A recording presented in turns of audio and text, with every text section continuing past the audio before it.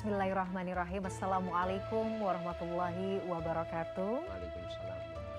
Pemirsa gapai kemuliaan yang dirahmati Allah, di bawah naungan kasih sayang orang tua, kita tumbuh dan berkembang, memahami hidup melalui tuntunan mereka. Agama Islam telah memerintahkan kita untuk berbakti kepada keduanya sebagai jalan menuju keridhaan Allah. Pun dalam Al-Quran disebutkan bahwa kata-kata yang lembut dan perilaku yang penuh hormat adalah ibadah yang dapat mengantarkan kita ke surganya. Menghormati orang tua bukanlah sekedar kewajiban, tapi juga bukti cinta dan penghargaan atas segala pengorbanan mereka di dunia. Nah pemirsa, selama 45 menit ke depan insya Allah kita akan bersama-sama membahas tentang betapa pentingnya menghormati dan berbakti kepada orang tua sebagai wujud cinta dan ketaatan kita kepada Allah Azza wa Jalla. Nah seperti biasa saya tidak sendirian, sudah hadir bersama saya di studio. Ada gurunda dan juga ayahanda kesayangan kita semua, Kiai Haji Haris Hakam. Assalamualaikum Ayah, Pak Kiai. Waalaikumsalam warahmatullahi wabarakatuh. Sehat? Sehat, alhamdulillah. Alhamdulillah, senang sekali ketemu lagi dengan Ayah ya. Meski di tengah kesibukannya warawiri, tapi terima kasih sudah selalu menyempatkan waktu dan perhatiannya ke Gapai Kemuliaan. Ya seperti inilah kita bersilaturahmi. Masya Allah betul. Selalu jadi waktu yang saya tunggu-tunggu kalau thalabul ilmi sama Ayah ini. Nah saya juga mengingatkan bagi Anda pemirsa yang juga memiliki pertanyaan, Anda bisa mengirimkan pertanyaan Anda berupa video melalui nomor WhatsApp yang tertera di layar kaca. Pak Kiai, tema bahasan kita adalah birrul walidain ya, intinya bahwa berbakti, menghormati orang tua. Nah pertanyaan saya kan udah nggak ada orang tua nih Pak Kiai. Jadi kadang-kadang tuh saya merasa sedih. Artinya begini, kita kan nggak boleh menyesal dengan takdir Allah ya. Allah pasti kalau gariskan saya misalnya kemudian ayah dan ibu sudah meninggalkan saya duluan, artinya bukan berarti terus kesempatan untuk berbakti kan selesai Pak Kiai. Tapi sebelum ke sana ya, artinya kenapa ya Allah itu menyuruh kita berbuat baik kepada orang tua itu menjadi sebuah hal yang sangat penting, bahwa bahkan posisinya tuh di bawah taat kepada Allah kemudian taat kepada orang tua. Kenapa sebegitu pentingnya kita tuh harus birrul walidain kepada orang tua? Impactnya terhadap kita tuh apa Pak Kiai? Baik, terima kasih. Bismillah walhamdulillah wassalatu wassalamu ala rasulillah. Amma ba'du, Mbak Mila dan para pemirsa. Kalau dalam keimanan, nama Nabi Muhammad lah yang disandingkan dengan nama Allah. Tanpa bersyahadat menyaksikan sebuah pengesaan terhadap Allah dan penguas keimanan kepada Nabi Muhammad, nggak sah keimanan itu. Jadi hebatnya Nabi Muhammad itu namanya disandingkan dengan Sang Maha Kuasa. Tapi di luar yang menyangkut aspek keimanan, yang menyangkut aspek muamalah ya. Maka ibu bapak kita yang disandingkan dengan Tuhan. Sehingga anishkur liwalidaik, bersyukurlah kepada Tuhan dan kepada kedua orang tuamu. Jadi belum dianggap bersyukur, belum dianggap beribadah kepada Allah sebelum kita bisa bersyukur kepada kedua orang tua kita dan berbuat baik kepada ibu bapak kita. Enggak sah ibadah kita, ditolak. Nah, mensejajarkan, menyandingkan orang tua di hadapan Allah dengan apa yang mesti dilakukan terhadap Allah itu menunjukkan bahwa ibu bapak bagi seorang anak, dia kalau saja Islam itu mengenal tentang politeisme, maka ibu dan bapak adalah dewa di muka bumi ini. Cuma karena kita memang monoteisme, tidak mengenal dewa, tetapi betapa tingginya kedudukan orang tua bagi seorang anak. Ya, bila dia mengingat bahwa ibu bapaknya adalah perantaraan untuk kehadiran dia di muka bumi ini. Jadi konsep berbuat baik pada orang tua tuh artinya kadang-kadang gimana ya namanya anak ya Pak Kiai. Kadang tuh dimensinya itu apa kalau dalam perspektif Islam ya. Berbuat baik itu apakah kita misalnya ya sekedar misalnya mungkin anaknya sudah dewasa ya memberikan misalnya setiap bulan misalnya saya mau ngasih ke orang tua deh gitu sebagai bentuk bakti saya, atau harus bermuka manis. Sebenarnya bentuk bentuk berbakti dalam perspektif Islam tuh yang seharusnya tuh seperti apa Pak Kiai? Cuma dua. Cuman dua? Berbakti kepada orang tua itu sama dengan berbakti kepada Allah. Melaksanakan perintah, menjauhi larangannya. Ketika kita berbakti kepada orang tua, membuat berbakti kepada Allah itu melaksanakan, berbakti kepada orang tua kita itu, kita berbuat yang dia membuat dia tersenyum. Kemudian segala sesuatu yang dia tidak suka, jangan dia melihatnya. Maka itu sebenarnya orang anak itu sudah berbakti. Ya, jadi mudah. Kalau kita menjauhkan dan dia yakin itu memang orang tuanya tidak suka, maka anak itu yakin semacam itu, maka dia sudah mendapatkan pahala. Walaupun orang tuanya nggak tahu dia melakukan itu.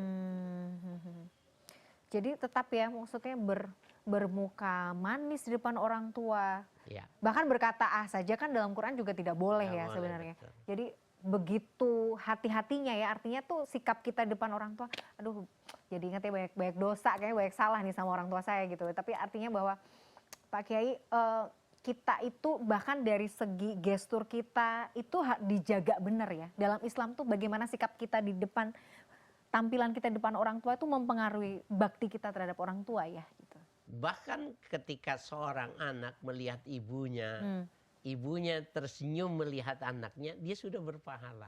Masya Allah. Padahal nggak ada yang dilakukan apa-apa. Nah, jadi betapa sangat mudah sebenarnya kalau Allah mengatakan wa qadha rabbuka alla ta'budu illa iyyahu wa bil walidaini ihsana. Itu jelas banget. Allah sudah menetapkan jangan kau menyekutukan Allah kecuali hanya beribadah kepadanya. Nggak boleh sekutu tuh. Ibadah hanya kepada dia saja. Wabil walidaini ihsana, kepada kedua orang tua ihsan, sama tipenya itu dengan dua hal itu tadi. Lakukan apa yang dia mau, jauhkan apa yang dia nggak suka, itu sudah namanya berbakti. Jadi betul, ridhonya orang tua, ridhonya Allah itu iya memang seperti itu. Memang maknanya itu. Memang maknanya jadi di situ. penterjemahan dari kata wabil walidaini ihsana itu ya itu. Tapi Pak Kiai, kan artinya tidak semua kondisi hubungan antara anak dan orang tua maupun sebaliknya itu indah ya kan. Selalu ada ujian, selalu ada dinamika kan. Bagaimana kemudian apakah berbakti kepada orang tua ini sifatnya mutlak, mau gimana pun bentuk orang tua kita, mau gimana pun mungkin sikap orang tua kita ke kita tetap harus berbakti, atau ada kondisi-kondisi tertentu yang kita tuh boleh mungkin berbeda arah dengan orang tua kita? Hanya satu hal. La ta'ata fi maksiatillah. Tidak ada ketaatan kepada orang tua dalam hal yang melanggar perintah Allah, dalam kemaksiatan. Di luar yang menyangkut ketaatan, melanggar ya kemaksiatan gak wajib. Walaupun pada sisi lain ada hadis yang menjelaskan ketika seorang yang daftar mau berperang. Nabi mengatakan, apakah kau masih memiliki orang tua? Ya, maka orang itu mengatakan, ya aku masih memiliki orang tua. Maka fajahid, berjihadlah dengan kedua orang tuamu. Artinya urus orang tuamu itu sama dengan orang yang maju ke medan perang. Itu kan hebat bener itu. Perang itu kan resikonya mati. Ya. Dan lain sebagainya, terluka, bisa setengah hidup dan lain sebagainya. Betapa tingginya orang tua itu, dan itu secara alaminya dia akan menurun lagi ke bawah. Artinya gini, jangan mengatakan kenapa anak saya ini tidak taat sama saya, tetapi koreksi kenapa saya tidak taat kepada ibu saya sehingga anak saya bisa seperti itu. Itu menjadi hal yang tasalsul, menjadi sesuatu yang punya keterkaitan. bisa jadi hati-hati, bisa jadi pola ya Pak Kiai. Kalau Iya. kita, jadi itu bisa jadi salah satu indikator bagaimana cara kita kemudian bersikap terhadap orang tua kita, itu juga akan menentukan bagaimana anak kita kelak juga akan bersikap pada kita. Iya Pak Kiai? Iya, Oke. otomatis. Otomatis. Nah, nanti kita bahas di segmen berikutnya Pak Kiai. Kita sudah dulu pemirsa, Gapai Kemuliaan masih akan kembali. Jangan kemana-mana, tetaplah bersama kami.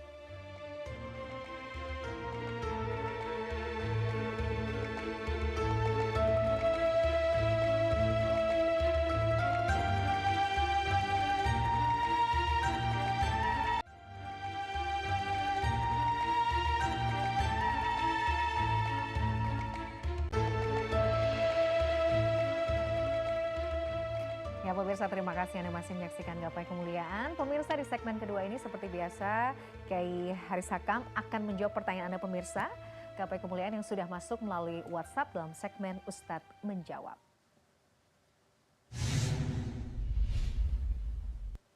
Nah Pak Kiai, kita sudah mendapatkan pertanyaan ini dari Mbak Syifa ya, Adinda Syifa, seorang mahasiswi terkait tema kita hari ini. Mari kita simak bersama. Assalamualaikum warahmatullahi wabarakatuh. Perkenalkan, nama saya Syifa Putri Fauzia. Saya mahasiswi Institut Ilmu Al-Quran Jakarta.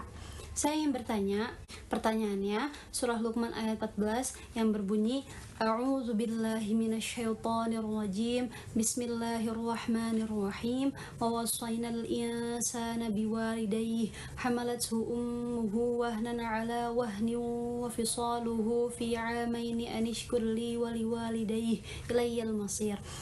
Yang saya ingin tanyakan, pada ayat ini dijelaskan ada dua hal, yaitu perintah berbuat baik kepada orang tua, tapi ayat ini juga menjelaskan tentang ibu yang mengandung.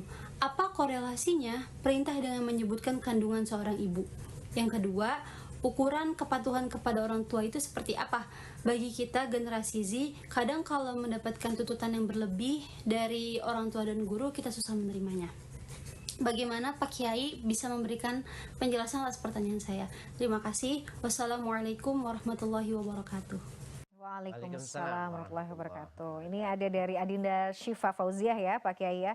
Ada dua pertanyaan. Satu kemudian merujuk pada Quran surat Al-Luqman ayat 14 yang menyatakan bahwa di situ kan kita harus berbuat baik pada orang tua, tapi korelasinya juga bagaimana kondisi ibu ketika mengandung. Sebenarnya hubungannya seperti apa? Yang kedua kemudian bagaimana ukuran ketaatan kita kepada orang tua?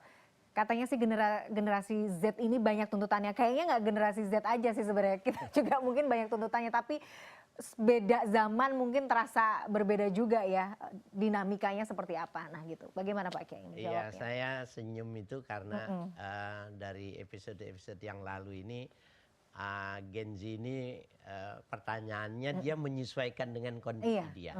Iya.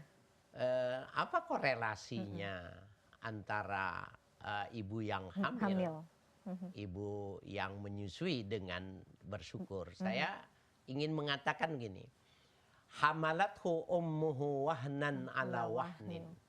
Ibumu itu kata Allah, dia mengandungmu itu wahnan ala wahnin, susah di atas susah.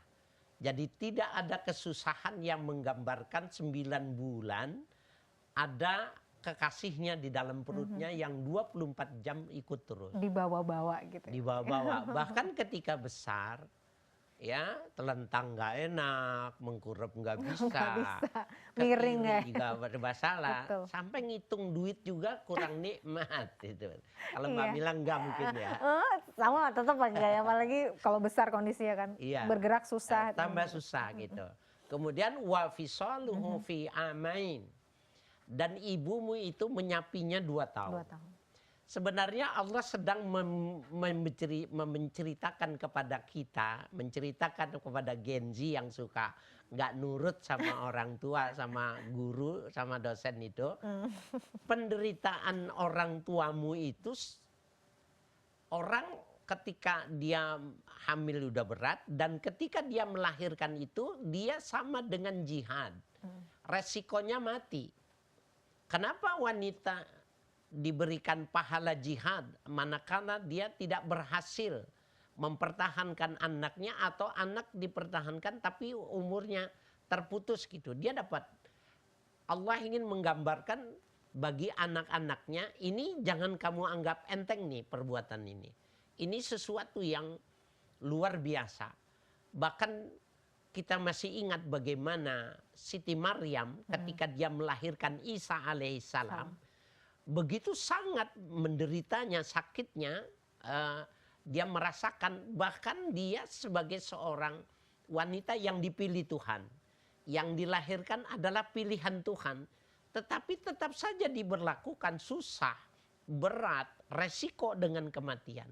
Lalu kalau dibandingkan dengan yang diminta oleh ibunya terhadap anaknya, kecil, enggak sebanding.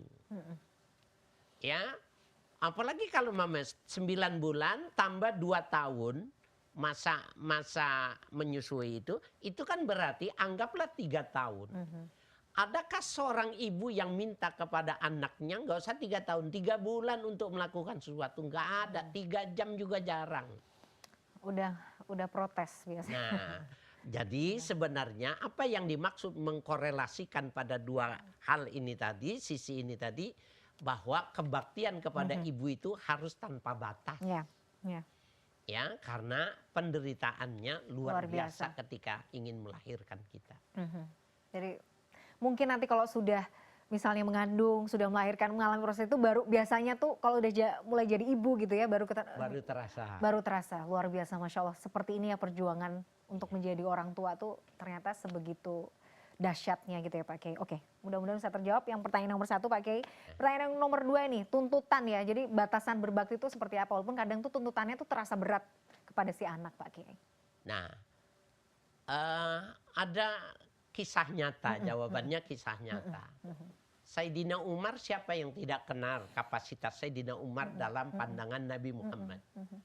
Dia punya anak namanya Abdullah. Abdullah bin Umar. Menikah dengan wanita yang sangat cantik.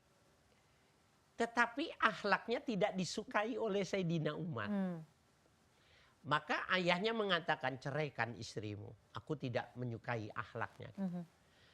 Kata Sayyidina Abdullah bin Umar ini, kalau aku melepasnya sementara aku mencintainya dan belum tentu aku bisa mendapati yang lebih cantik lagi, mana mungkin aku melepaskannya. Tetapi aku juga tidak berani membantah kepada orang tuaku. Maka Abdullah bin Umar ini menghadap kepada Rasulullah Sallallahu Alaihi Wasallam.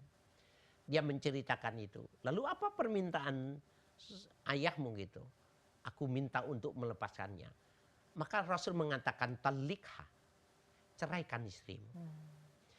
Jadi betapa bisa dibayangkan kedudukan orang tua itu harus lebih tinggi daripada seorang menantu. Nah ini mahal nih Mbak Mila nih. Berapa banyak sebenarnya ini episodenya bersambung ini kebaktian kepada orang tua. Di masa lansia coba lihat berapa banyak orang yang sudah tua itu anaknya tidak mau ngurusinya, ditaruh di tempat panti jompo. Betul. Dengan alasan apapun, mahal bagaimanapun juga, ibu itu sebenarnya dia tidak suka diperlakukan sama anaknya semacam itu. Kalau saja dia boleh mengatakan, dia mengatakan aku menyesal melahirkan kamu. Kenapa? Kan sama aja terbuang. Saya lihat di CNN ini sebuah dialog tentang antara pengurus panti ini dengan orang itu. Ketika dilaporkan ibunya meninggal, sudah diselesaikan saja sebagaimana baiknya. Berapa biayanya semua? Adakah kelayakan seorang suami mempertahankan istrinya pada saat ibunya dipertaruhkan semacam itu dengan uang? Berapa biayanya semua? Nah, nanti kalau episode itu bersambung sampai anaknya ini besar, bisa jadi maka dia akan diperlakukan sama. Kenapa? Durhaka kepada orang tua itu adalah salah satu yang dosanya itu dibayarnya tidak ditunggu di akhirat. Kontan di dunia juga, kontan di dunia akan dibayar. Adalah uququl walidain, durhaka kepada ibu. Durhaka kepada ibu bapak. Luar biasa. Sebenarnya pengen lanjut tapi kita harus jeda dulu Pak Kiai, sudah dikode. Nanti kita lanjutkan di segmen berikutnya. Pemirsa jangan kemana-mana, Gapai Kemuliaan masih akan kembali sesaat lagi.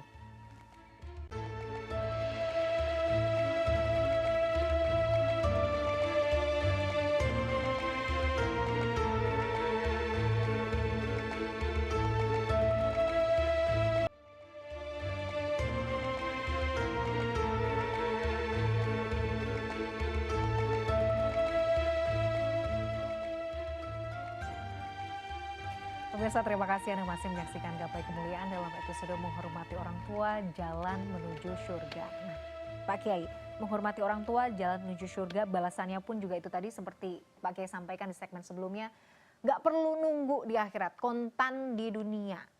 Artinya kalau kita baik ya Allah akan berikan itu balasannya dengan berlipat-lipat di dunia, tapi kalau kita berlaku buruk pada orang tua, balasannya juga langsung di dunia. Itu artinya gimana ya Pak Kiai? Ya harus hati-hati gitu, karena ketika kita bersikap buruk pada orang tua, Allah akan kembalikan dalam bentuk keburukan-keburukan yang akan menimpa kita ya, langsung di dunia. Ya, itu dalam salah satu hadis yang membedakan kasih sayang Allah kepada Nabi Muhammad dan umatnya itu ada banyak hal. Tetapi yang punya hubungan dengan kajian kita ini, bahwa kesalahan itu tidak dibalas di dunia ini. Kecuali orang yang durhaka kepada ibu bapak. Di akhirat dia tetap mendapatkan porsi kejelekan dari perbuatannya. Tapi di dunia ibunya ya diberitahukan bahwa Allah memberikan balasan bagi apa yang dia lakukan terhadap ibu bapaknya. Nah, itu bisa jadi perbuatan itu lebih jelek. Akibat yang dari uququl walidain, ya, kedurhakaan seorang anak kepada ibu bapaknya itu lebih jelek. Ini mohon maaf nih para pemirsa dimanapun yang bisa bersama belajar pada pagi hari ini. Kalau memang itu terjadi, maka bertaubatlah segera. Berangkat sekarang juga.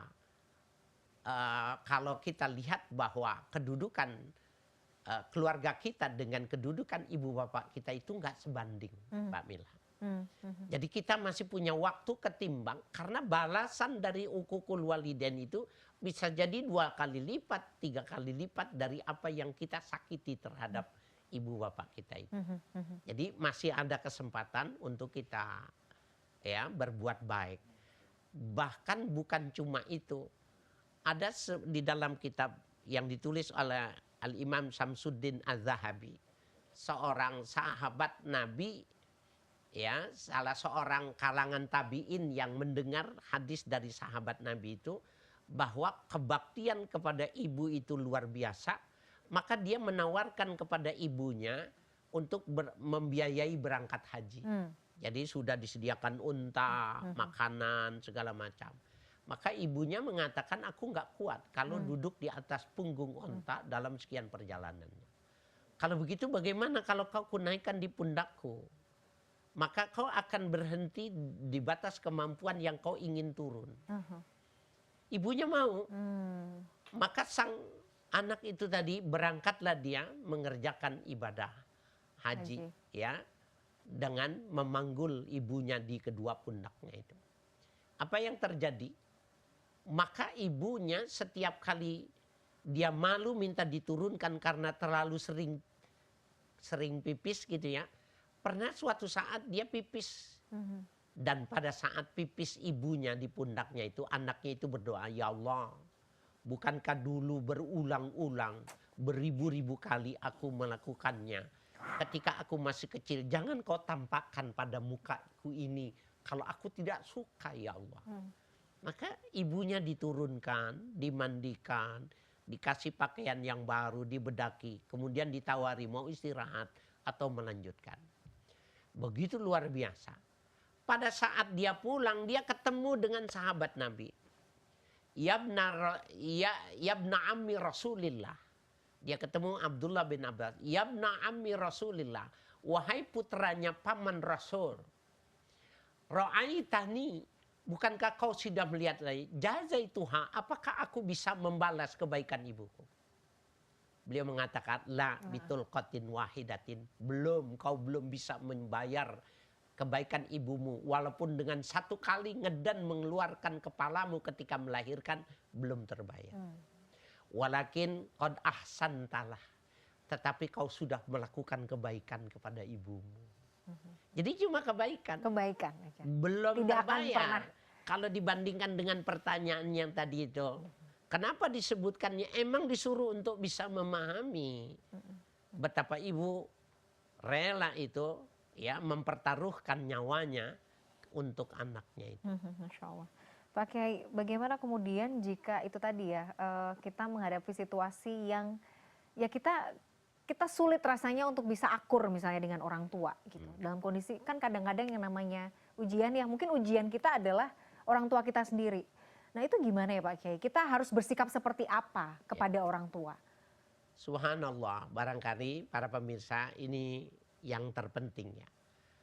Pahamilah bahwa apabila kita berbeda pandangan dengan orang tua atau dengan mertua yang menjadi orang tua dari pasangan kita, dudukan kita sebagai anak, maka dia pasti akan bisa mengalah. Kalau dia mendudukan dirinya sebagai anak, dia tidak mensejajarkan dengan ibu, bahwa sesungguhnya Allah sedang menggambarkan suatu saat nanti pada umurmu seperti ini juga, kau juga akan seperti ini. Jadi ini sawah kamu garap. Kalau garapanmu bagus maka kau akan memanen dari apa yang kau tandur. Ini ibumu seperti ini, kamu juga nanti seperti itu. Bagaimana kamu bisa membuat kesenangan pada dia sementara kamu tidak suka melakukannya? Maka cara pandang yang semacam ini yang bisa mengendorkan saraf kita. Oh kalau gitu enggak apa-apa, aku memang waktunya bercocok tanam. Karena besok nanti kalau aku seperti dia juga anakku akan sama memperlakukannya. Itu kendor saraf. Begitulah cara memahaminya. Oke, jadi bagaimanapun juga coba kita bayangkan gitu ya Pak Kiai, bahwa kita nanti akan seperti itu. Jadi tetaplah birrul walidain, tetaplah bersikap baik kepada orang tua kita meskipun, karena kan yang nyuruh Allah ya Pak Kiai. Masalahnya yang kita akan bertanggung jawab atas apa yang kita lakukan terhadap orang tua kita ya. Bagaimana kemudian orang tua melakukan kita itu kan tanggung jawab orang tua di depan Allah ya Pak Kiai ya. Jadi kita nggak ada, bahasanya mungkin kita nggak ada urusan sebenarnya. Justru urusan kita adalah bagaimana kita tetap bersikap baik pada orang tua meskipun itu sulit ya. Masya Allah. Dan itu lahan ibadah kita adalah orang tua kita, mertua kita. Mertua kita, orang tua kita. Jadi benar dengan istilah bahwa berbakti kepada orang tua itu seolah-olah kita sedang apa ya, DP lah untuk bisa dapat pintu surga yang paling tengah tuh memang seperti itu Pak Kiai. Iya, seperti Kenapa itu. Pak Kiai? Pintu surga yang paling tengah, pintu surga banyak ya. Yang paling tengah. Sebuah keutamaan dan dia bisa menambah kesempurnaan untuk merambah sampai 4 pintu itu tadi dengan tambahan lain, tidak ditambahkan juga udah di tengah, udah masuk. Jadi berbakti sama ibu saja sudah berbakti. Ada sebuah hadis yang secara sahih menjelaskan, Nabi bilang ini, raghiba anfuh. Itu kalau diterjemahin Mbak, orang jatuh dari onta, mukanya duluan, kemudian hidungnya kemasukan tanah semua. Nyungstruk gitu kan. Nyungsruk, ya, bahasa nyungsep. Jawanya ya Pak Kiai. Nah Ya. itu bahasa Arabnya raghiba anfuh. Artinya sial betul. Raghiba anfuh. Nabi menyebutnya 3 kali. 3 kali. Raghiba anfuh, raghiba anfuh, raghiba anfuh. Celaka betul, celaka betul, celaka betul gitu. Kenapa ya Rasul? Ya, orang yang mendapati kedua, ya, wajada walidaini indal kibari, ketika seseorang mendapati ibu bapaknya yang sudah tua, lam yudkhilhul jannah, tapi ibu bapaknya tidak menyebabkan dia masuk ke dalam sorga. Jadi Allah bilang, kamu masuk sorga. Ini ya gitu. Ini ibu caranya. bapakmu nih, ini tiketnya ini. Ini tiketnya ini betul. Kalau orang dikasih tiket kemudian dia hilangkan, dia kontorin, sobek, itu namanya orang itu Rugi, celaka. betul, celaka betul ya. Mendapati ibunya yang sudah tua, tapi dia nggak bisa menyebabkan masuk surga. Rugi benar. Aduh ini, jadi yang masih memiliki orang tua, itu tiket kita, itu tiket kita menuju surga. Masalahnya kita mau ambil atau enggak ya Pak Kiai? Ya, Kita mau pakai tiket VVIP itu atau enggak ya Pak Kiai ya? Itu jawabannya ada di kita, Masya Allah. Pak Kiai, kita harus jeda dulu, nanti kita akan lanjutkan. Pemirsa jangan kemana-mana, Gapai Kemuliaan masih akan kembali setelah jeda yang satu ini.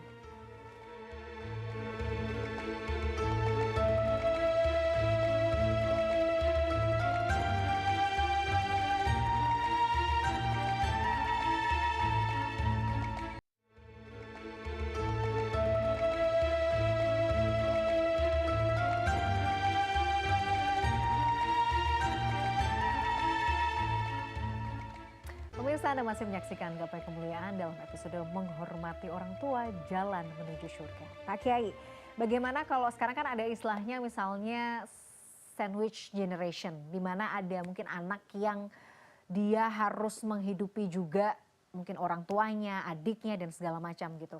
Nah kalau kemudian ada situasi di mana secara finansial mungkin kita juga belum mapan betul, tapi ada orang tua yang bergantung dengan kita sementara kita punya mungkin kebutuhan yang lain, itu kita harus mendudukannya atau menyikapinya seperti apa Pak Kiai? Karena ada yang berat, aduh saya ini juga berat loh, saya juga belum mapan tapi saya harus ngidupin orang tua. Kadang kan hari-hari sekarang kan memang itu menjadi sebuah hal yang lazim kita jumpai Pak Kiai.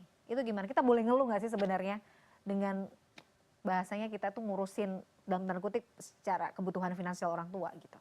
Iya, ada satu kisah yang terjadi di zaman Rasul bahwa seorang anak yang sukses dalam perdagangan, tetapi dia punya pandangan yang jelek karena ada hal-hal tertentu kadang-kadang hilang. Dan setelah diteliti yang mencurinya itu adalah bapaknya, mencuri bapaknya. Maka berulang, maka dia lapor kepada Nabi bahwa yang tidak bagus akhlak yang dilakukan oleh orang tuanya seperti itu. Maka Nabi diajarkan oleh Allah melalui malaikat Jibril, coba kau panggil orang tuanya, kau tanya kenapa dia melakukan itu. Ketika sang ayah datang, Nabi bertanya tentang apa yang dituduhkan, yang dikeluhkan oleh anaknya itu. Dia bilang, itulah aku melakukannya karena bibinya dalam keadaan susah. Ammah itu bibi dari pihak bapak, kholah bibi dari pihak ibu. Dalam keadaan susah, itulah yang bisa aku lakukan gitu. Kemudian pada saat ketika mendapatkan jawaban yang semacam itu, Nabi memberikan jawaban kepada anak ini yang mengatakan bagaimana dengan sikap orang tua. Maka Nabi mengatakan, anta wa maluka li abika. Kamu, tubuhmu, badanmu, dan hartamu punya bapakmu. Dari hadis ini secara jelas bahwa kalau orang tua mencuri berarti perhatian kurang. Nah tadi di situ gambaran tentang ibu, tentang ayah, tetapi dia mengurusi adik dari bibi dari kedua belah pihak itu. Itu juga kalau mau diperluas dalam pengertian bahwa dia selaku orang yang punya finansi, kedudukan ini repot membagi itu. Kalau dia mengalahkan ibu bapaknya, padahal Nabi mengatakan anta wa maluka li abika, gitu gimana? Kamu, badanmu, tubuhmu, semuanya dan hartamu itu punya orang tuamu. Mana mungkin kita melebihkan istri kita, suami kita, atau orang yang kita cintai kalau dikatakan semuanya punya milik orang tua kita. Jadi nggak bisa tidak. Apalagi tadi hadis yang mengatakan, talikha ya Abdullah, kau ceraikan istrimu ya Abdullah. Gitu. Jelas sekali, nggak ada alasan itu. Walaupun kadang-kadang tuh kita suka merasa Pak Kiai kan kadang-kadang maksudnya dengan kesotoyan atau sok taunya kita sebagai anak ya, kan belum tentu pilihan orang tua juga pilihan yang benar sebenarnya gitu Pak Kiai. Kenapa? Jadi alasan ketika misalnya kita harus menuruti semua permintaan orang tua tuh kan kadang-kadang juga benar nggak sih ini masuk akal, benar nggak sih memang ini pilihan yang terbaik gitu. Nah kadang-kadang kan ada pergulatan batin yang seperti itu yang biasa mungkin kita rasakan gitu. Maka pada tahapan yang semacam itu kita tidak menghadapkan kita menjadi orang yang berhadapan dengan orang tua kita atau kita berhadapan dengan mertua kita. Kalau kita menghadapkannya bahwa kita sedang melakukan ibadah, maka apa bentuk ibadah yang diperintahkan, maka kita akan melakukan. Nah bentuk ibadah pada saat itu kita merendahkan diri. Wafid janahai, rendahkan kedua sayapmu. Gitu. Itu bentuk ibadahnya seperti itu. Jadi jangan juga membantah, jangan juga melawan. Tapi ya itu tadi ya, artinya tetap bersikap baik ya Pak Kiai. Iya, dia baik. Dan emang begitu. Memang harus ritualnya begitu. Gitu. Oke, Pak Kiai, kalau misalnya kita sering kali mendengar ada kasus semacam ini, misalnya dalam rumah tangga si suami ini punya tuntutan juga dari istri. Mungkin di sisi lain orang tuanya juga mungkin menuntut dan seringkali dibenturkan kan mana dulu nih kebutuhan orang tua dulu, kebutuhan ibu atau kebutuhan istri dulu. Ada pendapat ya kamu harus penuhi dulu kebutuhan istri karena kan tanggung jawab sebagai suami kan memenuhi kebutuhan istri. Tapi di sisi lain kan ya orang tua nomor satu. Nah kadang-kadang kepala rumah tangga dihadapkan dengan posisi seperti ini. Mana yang harus didahulukan? Tetap Seperti saja ukurannya bila itu menyangkut hal-hal yang bersifatnya primer, maka anak dan istri itu didahulukan. Tetapi kalau hal-hal yang bersifatnya primer, makan sehari-hari, maka kita harus mendahulukan ibu bapak kita. Tetap saja. Bahkan kalau seandainya makanannya cuma ada satu piring, apakah kita memberikan kepada pasangan kita atau memberikan kepada ibu kita, maka berikanlah kita orang yang baik kepada ibu kandung kita dan kita menjadi orang yang berkhianat sama pasangan kita. Kalau memang harus memilih. Ketimbang kita orang yang baik dengan pasangan kita tetapi kita tidak baik dalam pandangan kedua orang tua kita. Memang pilihan yang berat. Memang pilihan yang berat. Nah kadang-kadang seperti itu ya Pak Kiai. Jadi tetap kedudukan orang tua Nggak bisa tergantikan. Nggak bisa tergantikan. Termasuk tidak dengan panti jompo. Nah itu. Nah kadang-kadang misalnya ada alasan begini, ada reason yang kemudian disampaikan anak. Ya karena saya merasa saya tuh nggak dapat perhatian sejak kecil dari orang tua. Saya tuh kayak orang tua saya sibuk dengan urusannya sendiri, nggak pernah memperhatikan anak. Jadi di masa tua seolah-olah tidak punya keharusan buat saya untuk ngurusi masa tua orang tua saya. Ya udah saya masukkan aja ke panti jompo. Nah, bagaimana dengan seperti ini? Anak itu tidak membaca ayat itu tadi. Parameternya itu waktu kamu mengandung, melahirkan kamu resikonya adalah kematian. Dan 2 tahun menyapihmu itu ukuran yang kamu tidak bisa membayangkan. Yang seandainya kamu bisa melakukan kebaikan sama dia nggak bisa. Kita nggak jauh dengan rumah sakit Pertamina ya, Mbak Mila. Di rumah sakit Pertamina itu ada ibu yang memang tidak boleh hamil, tapi mungkin tak kemana sampai hamil juga, dan dia tidak berani. Pada akhirnya suaminya itu suruh memilih, apakah mempertahankan anak atau mempertahankan ibu. Harus dilakukan ini karena ibu ini penyakitnya akut, berat gitu. Maka sang suami itu tidak berani memberikan tanda tangan, ya, yang mana yang dia mesti memilih karena dokter itu ya mempersilahkan kepada si suami karena suaminya lebih tahu tentang anak atau istri itu tadi. Maka sang istri mengatakan kalau begitu biar aku yang tanda tangan.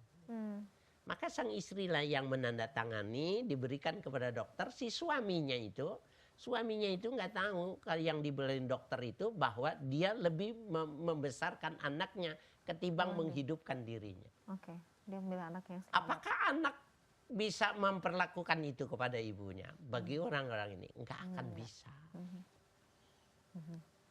Susah. Jadi sulit ya Pak Kiai ya. Itu tadi. Tapi di sisi lain memang konsep durhaka itu tuh, tapi apakah ini terakhir Pak Kiai sebelum kita tutup, artinya bahwa oke, anak tuh kan memang dituntut untuk berbakti kepada orang tua, tapi di sisi lain orang tua tuh juga punya tanggung jawab untuk juga mendidik anak kan Pak Kiai. Jadi artinya juga nggak lepas tanggung jawab untuk mendidik dan membersamai anak ini kan juga tidak bisa dilepaskan dari peran orang tua. Artinya ada juga nggak konsep misalnya orang tua yang juga durhaka lah bahasanya, atau mungkin zalim pada anak kan juga bisa dikatakan seperti itu, ada ya Pak Kiai? Ada. Orang tua yang tidak melaksanakan pendidikannya secara baik, tidak memberikan agamanya secara baik, itu pernah terjadi pada masa Khalifah Umar. Anak yang durhaka, tidak mau sholat, anak yang disuruh membantah dan lain sebagainya gitu. Akhirnya orang tua ini lapor kepada Sayyidina Umar. Dia kecewa agar supaya Sayyidina Umar ini menghukum anak ini. Maka anak itu dipanggil, diceritakannya bahwa dia nggak diajarkan beragama yang baik, tidak diajarkan etika yang baik, tidak diajarkan bagaimana ibadah yang baik, pemahaman yang baik. Ayahnya dipanggil sini, ditonjok hidungnya berdarah-darah gitu. yang salah, yang durhaka kamu. Karena dia seperti itu karena kamu tidak bertanggung jawab. Gitu.